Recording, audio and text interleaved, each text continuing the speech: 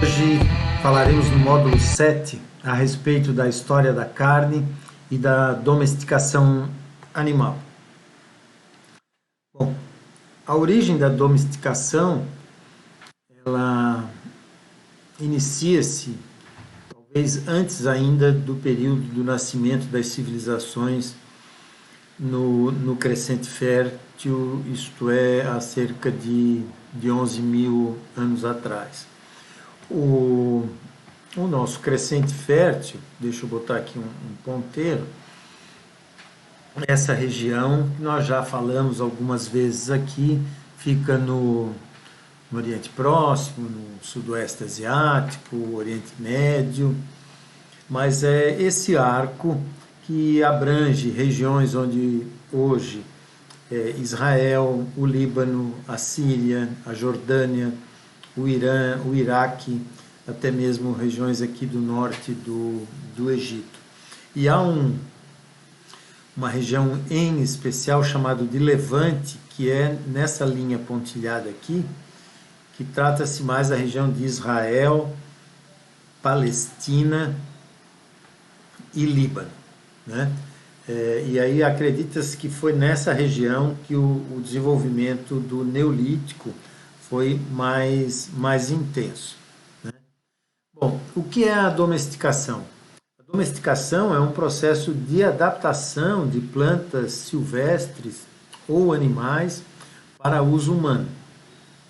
E acredita-se que isso tenha surgido há cerca de 10 mil ou 12 mil anos atrás, mas certamente o lobo, o Canis lupulus, foi a primeira espécie conhecida a ter sido domesticada durante a última era glacial por caçadores-coletores, tanto da região europeia quanto da região asiática.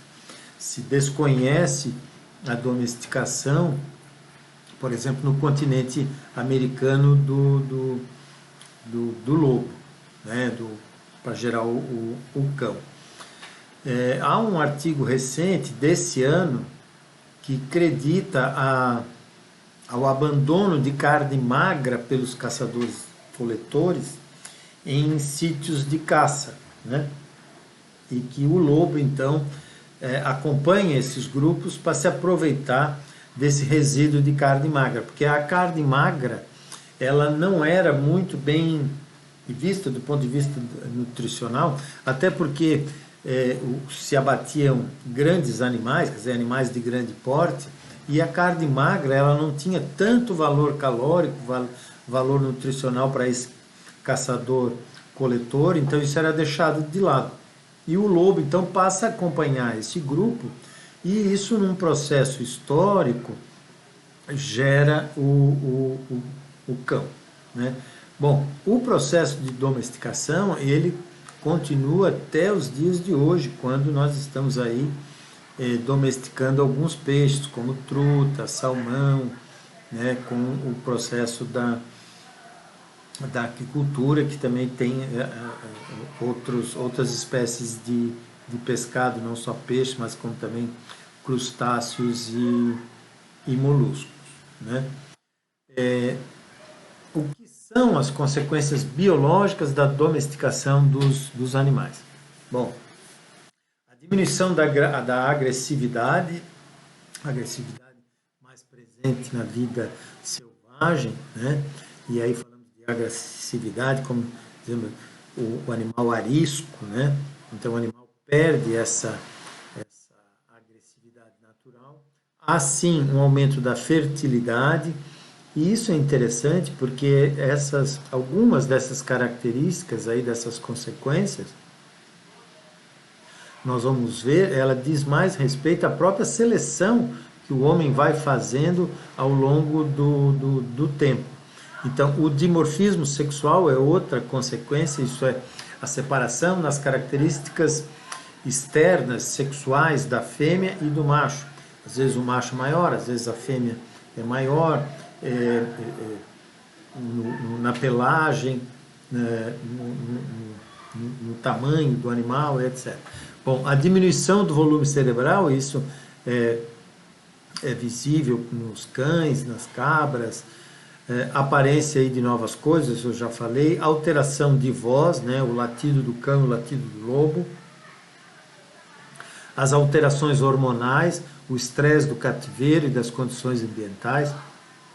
Isso é muito visível hoje no suíno moderno, no suíno de granja. Os suínos hoje têm o que é chamado de gene alotano, e esse gene, quando expresso, ele desencadeia, o animal fica mais estressado. Esse estresse tem consequências bioquímicas na carne, a carne PSE, Pale Soft Exudative, quer dizer, a carne pálida, macia e aguada, ou então a carne DFD, Dry, Firm e Dark, quer dizer, uma carne seca, uma carne dura e uma carne escura. Essas alterações, PSE ou DFD, dizem respeito a alterações bioquímicas durante o processo de rigor mortis. Vocês vão ver isso muito bem em tecnologia da carne, e talvez até em matérias-primas ali animais. E mutações genéticas provocadas ou selecionadas, né? Algumas dessas mutações genéticas são selecionadas do ponto de vista para produzir os animais que produzem mais carne, animais que produzem mais leite, animais que produzem mais lã, mas algumas delas, na seleção de uma característica dela, traz algum outro tipo de alteração, como eu falei da questão das alterações hormonais ali, das carnes suína, PSE e DFD. Bom, a domesticação dos animais, ela é, vamos dizer assim, uma fase final da intensificação dessa relação dos homens, né, dos humanos, dessa sociedade que vem surgindo, porque a domesticação ela se dá mais quando o homem vai para o período neolítico, esse período dos últimos 14 mil anos. E é justamente no neolítico que surge a agricultura e que surge a criação de animais através da domesticação. Então, o homem passa a ter uma certa, digamos assim, ascendência sobre a natureza. Ele começa a controlar a natureza, controlar em termos, né? Então, ele passa a ter animais sobre sobre o seu jugo, né? E também plantas sobre o seu jugo. Então, isso é extremamente interessante, porque muda a relação do homem com a natureza. O homem passa a ter um papel, ele se vê claramente, digamos assim, no topo, né, da relação dele com a natureza.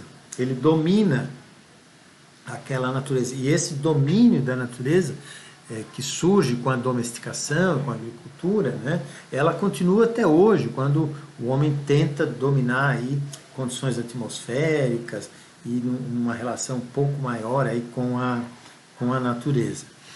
Mas aqui a gente tem uma linha do tempo da domesticação de algumas espécies. Bom, cada divisão dessa aqui, ó, são 1000 anos, tá?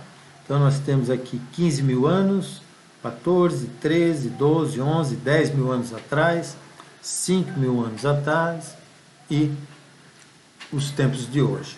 E os animais que foram sendo aproximadamente domesticados, né, o tempo em que eles foram aproximadamente domesticados, e que animais são esses e de onde veio essa primeira domesticação. Então, o cão, né, vindo do lobo, há cerca de 15 mil anos atrás, na Europa e na Ásia, na Eurásia.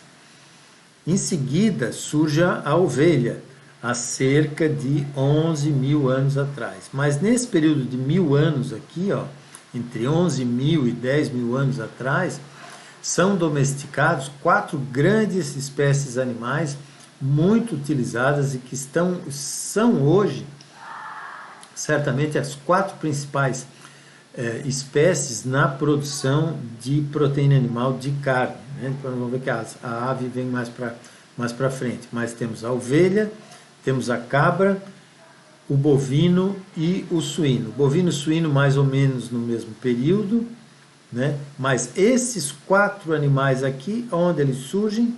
No Oriente Médio, lá no Crescente Fértil. Em seguida vem o gato, né?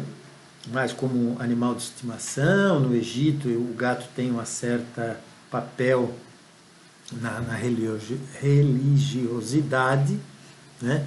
No sul da Ásia, mais especificamente onde hoje é a Índia, surge o zebu, enfim, a vaca com a corcova aí, né? Com o cupim. Bom, em seguida aparece um animal aqui da América do Sul, a lhama. Há cerca de 6.000 anos e há cerca de 5.000 anos a alpaca. A lhama e a alpaca, então, são domesticados por aqueles povos pré-colombianos, né? Incas e outras nações que viviam aí vamos dizer assim, na América do Sul andina, né? Hoje a lhama e a alpaca está espalhado até a Patagônia, né? Mas são 2 animais da mesma, praticamente da mesma espécie aqui. O cavalo vem logo a seguir, aqui há cerca de 5.500 anos atrás, na Ásia. O camelo também na Ásia, cerca de 4.500 anos atrás. Há 4.000 anos atrás surge a domesticação das aves domésticas, e aí aqui tem uma série delas, não só a galinha, como o fazão, como o pavão, surgem mais ou menos nesse período aqui, 4.000 anos atrás. O camelo, também no Oriente Médio, a mesma região aqui todos esses aqui. O peru é uma ave da América do Norte, e há cerca de 1.000 anos atrás, o pato no leste asiático, né, na China e também no Oriente Médio. Então, se vocês olharem quantos animais nós temos aqui? 5 nesses primeiros 5.000 anos, depois nós temos aqui mais 5 nos outros 5.000 anos e mais 5 nos últimos 5.000 anos. Então, a cada 5.000 anos atrás, um conjunto de 5 animais são domesticados, né? E é interessante a colocação aqui, por conta de que até hoje, deixa eu voltar aqui, se nós olharmos essa linha do tempo, não há nenhum animal de origem africana, isso com todos os herbívoros e mamíferos, né, que nós encontramos no continente africano, né, nas savanas, as gazelas, o gnu, a zebra, enfim, o próprio elefante, rinoceronte, hipopótamos, são animais que poderiam fornecer proteína animal, gordura animal, mas não são animais que vieram fazer parte. Então vejam que a gente tem, ao longo da história humana, nada mais do que 15 animais, sendo que a lhama e o alpaca são muito próximos, né?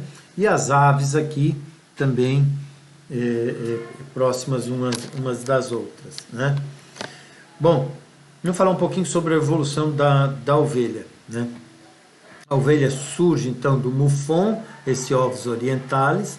No Neolítico surge uma primeira ovelha doméstica, cerca de 11.000 anos atrás, né?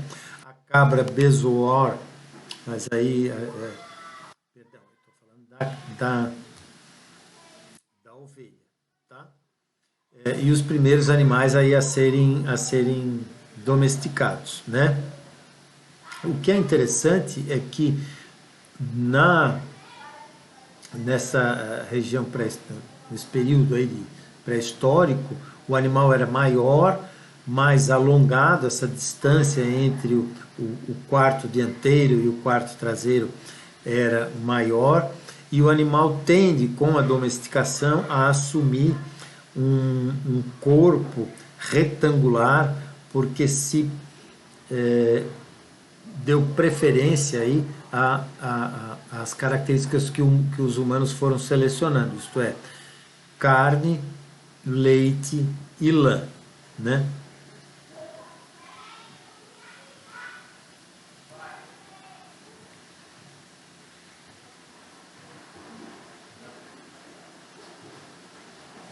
O gado, a mesma coisa. O ancestral mais antigo do gado é o auroch. Nós já falamos do auroch quando falamos do Neandertal, dos Neandertais, o Bos primigênios aqui. O auroch era um animal, talvez uma altura aqui muito maior que uma altura de um ser humano. Vivia desde a da Europa até o continente asiático, um animal neolítico da idade do ferro e o animal hoje. Então vejam que novamente, né, um animal com uma estrutura retangular do seu corpo, e aqui a gente vê uma estrutura mais trapezoide, né, e em que o quarto dianteiro é muito maior que o quarto traseiro. Enquanto os animais hoje, os bovinos, tendem a ser animais com uma estrutura mais equânime, e essa estrutura retangular aí. O porco, né, vindo do javali selvagem, o porco neolítico, então claramente uma diminuição do tamanho aqui, e hoje então com os processos de e etc., o porco também assume essa estrutura de corporal retangular. O quarto traseiro também se avoluma em relação ao quarto dianteiro, ao contrário do que acontece aqui com o javali, né? E o porco, sim, é uma evolução do javali. Há uma tendência, então, da diminuição da região da cabeça. Então, que é interessante aqui comentar com vocês é justamente essa questão do número restrito de espécies. No módulo anterior, quando eu falava da origem da agricultura, eu botava e botei para vocês um artigo do Jared Diamond, que também escreveu aquele livro Germes, Aço e Armas, ou Germes, Armas e Aço, na ordem, não sei bem, mas o Jared fala muito nesse determinismo um pouco geográfico, principalmente porque esses animais aqui, ó, eles praticamente surgiram numa região, num eixo leste-oeste do globo terrestre, e isso numa faixa estreita de latitude.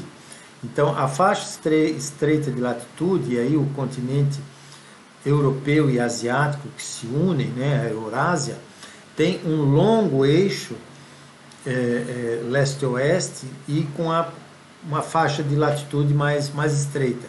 E isso propicia uma igualdade climática. E também essa igualdade climática dá uma certa padronização na alimentação desses animais aqui. Então, o surgimento dos cereais, das gramíneas, das pastagens, das pradarias, né, acabaram beneficiando o surgimento dessas espécies, e que são as espécies que estão aí hoje na produção de carne. Então, para dar uma resumida até aqui, a domesticação ela implica em algum momento que os homens tiveram um controle sobre a natureza. E essa criação de animais também dá origem, já falado lá na agricultura, como uma das primeiras formas de propriedade, seja ela comum a um clã, a uma família ou a um determinado grupo. E isso facilitou a sedimentação da organização social que surge com a domesticação dos animais e que surge com a agricultura, né? E aí coloca o ser humano numa posição diferente em relação à natureza que o rodeia.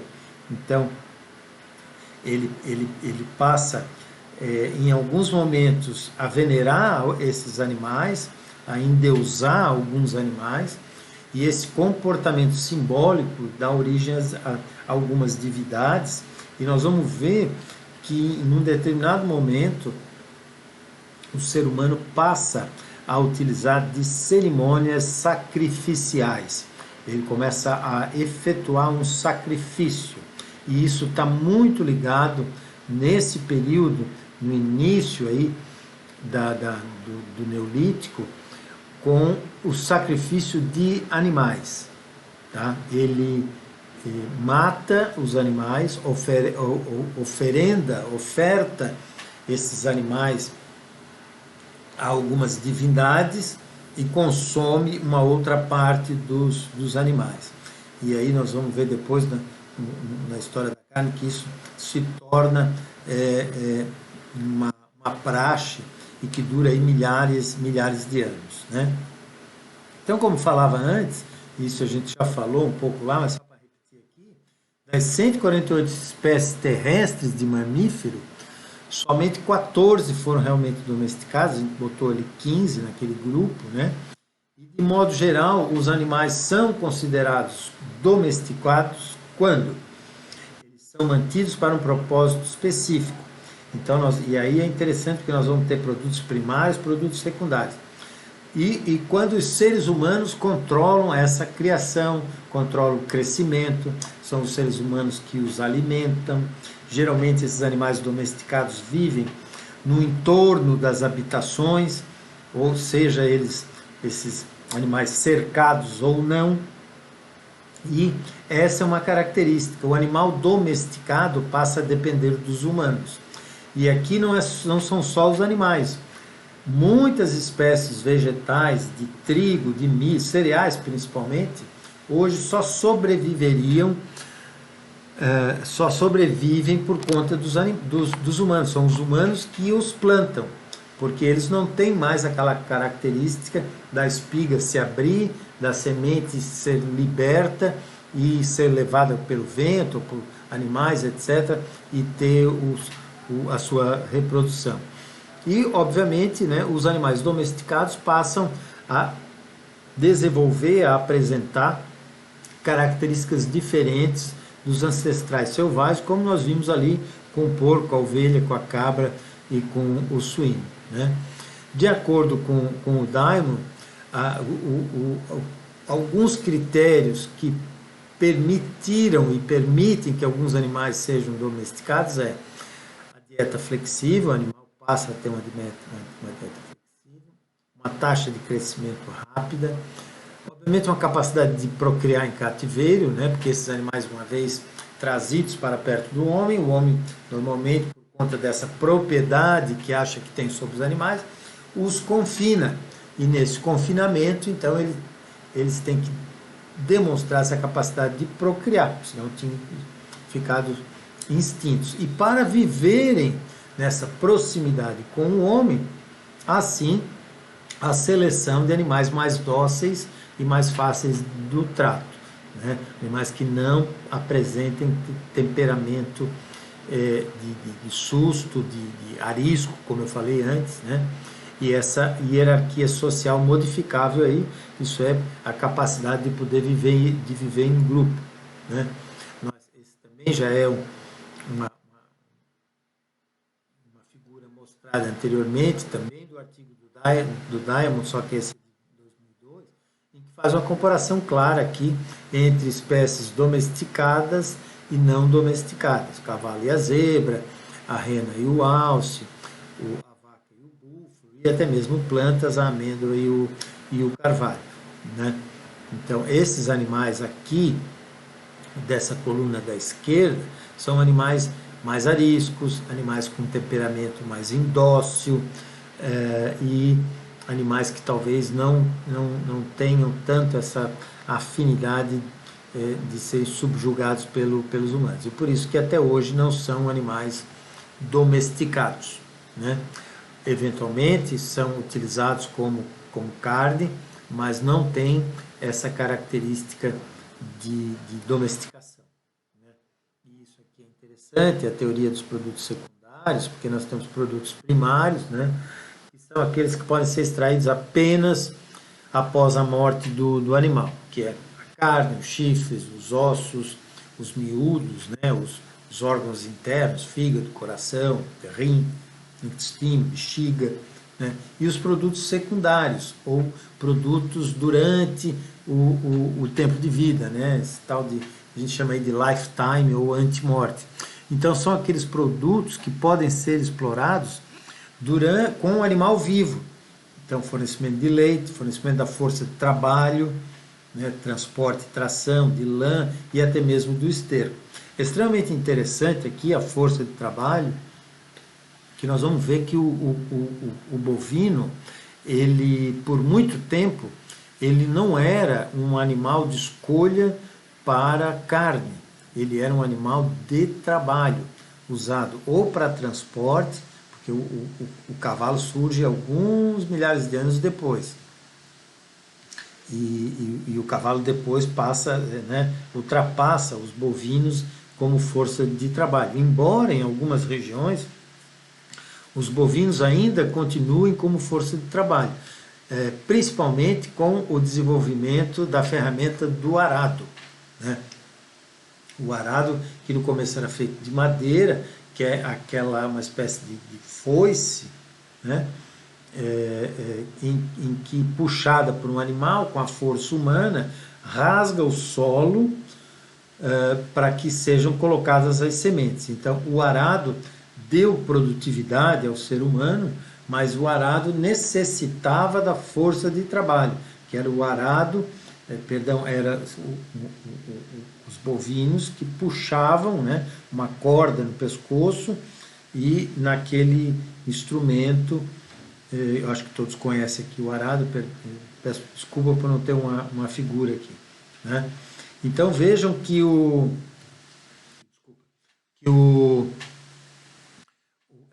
esses produtos secundários é que permitiram que o homem de início visasse a domesticação dos animais para a produção desses alimentos, do leite, né, da lã, do esterco, da força de trabalho e, eventualmente, os animais domesticados só eram abatidos provavelmente ou quando tinham algum problema, por exemplo, no parto, ou algum ferimento que impossibilitava a utilização deles para a produção de algum tipo de produto secundário desse ou de força de trabalho. E esses animais eram utilizados, esses domesticados, mais para esses produtos secundários. Mas da onde o ser humano obtinha carne? Da caça. Então, nós vamos ver que esses animais só passam a dar origem à carne, a serem criados para a produção de carne, de proteína animal, muito mais na frente na história da humanidade. Isso vai lá praticamente para a idade que a gente chama de antiguidade, e aí estamos falando aí da Grécia Antiga, da Roma Antiga, até por volta da Idade Média. Então é na Idade Média que surge a criação desses animais para a produção de carne, mas na Idade Média ainda, a caça se torna, ainda é vamos dizer assim, um artifício para a busca de carne, de proteína animal. Só que na Idade Média isso se reveste mais aí para as classes mais poderosas. Então, sobre a domesticação, eu fecho esse vídeo aqui e vamos para o seguinte, que aí sim, para falar um pouco sobre a história da carne, dos produtos cárnicos, vindo desses animais domesticados. Tá bom, pessoal? Muito obrigado e até o próximo módulo, na verdade ainda no mesmo módulo, mas no próximo assunto. Tá bom? Até já!